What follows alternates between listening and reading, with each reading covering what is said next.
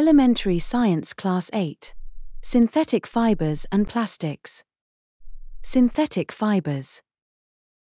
The clothes we wear are made of fabrics, which are created from natural or artificial fibers. What are some examples of natural fibers?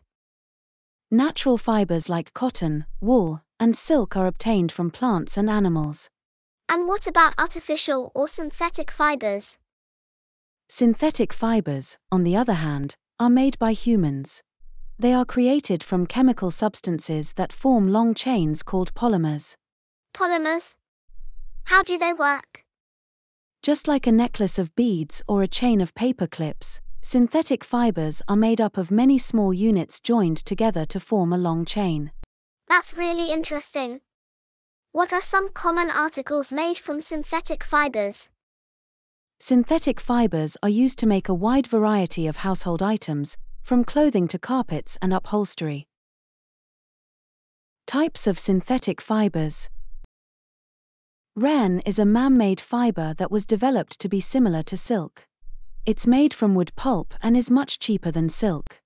Wow, so rayon is like a cheaper version of silk. Exactly. Rayon can be woven like silk and dyed in a variety of colors. It's often mixed with cotton or wool to make different types of fabrics. That's really interesting. What about other synthetic fibers? Another important synthetic fiber is nylon. Nylon was the first fully synthetic fiber, made without using any natural raw materials. It's strong, elastic, and lightweight.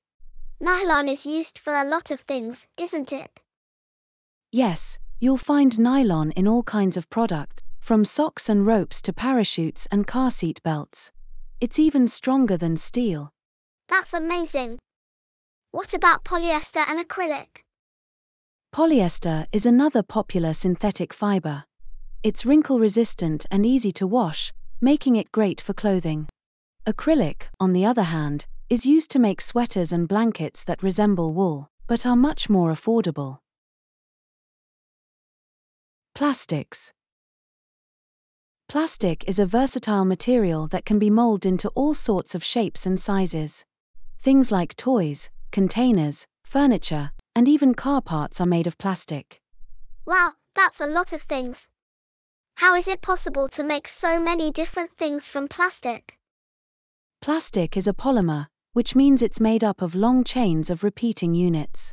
Depending on how these units are arranged, plastic can be linear or cross-linked, giving it different properties.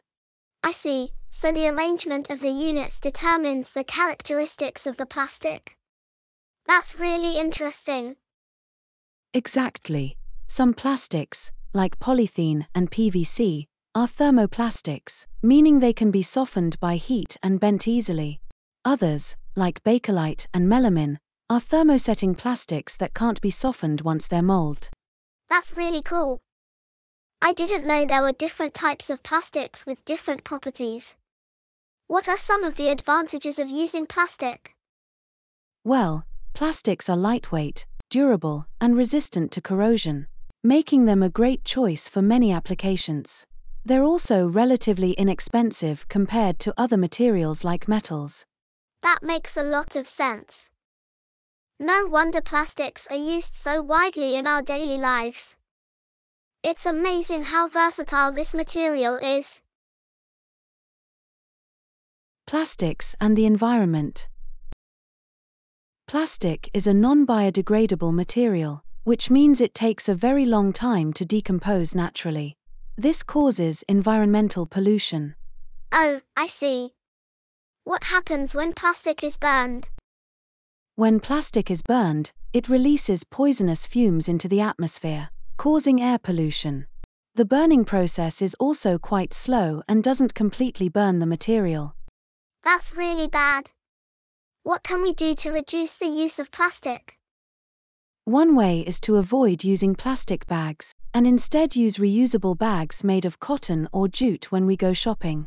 We can also separate biodegradable and non-biodegradable waste and dispose of them properly. That's a good idea. Are there any other ways we can help? Yes, we can also recycle plastic waste.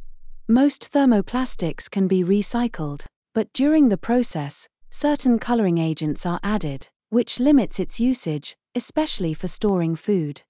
I see. So, what's the best way to handle plastic waste? The best approach is to follow the 5R principle: reduce, reuse, recycle, recover, and refuse.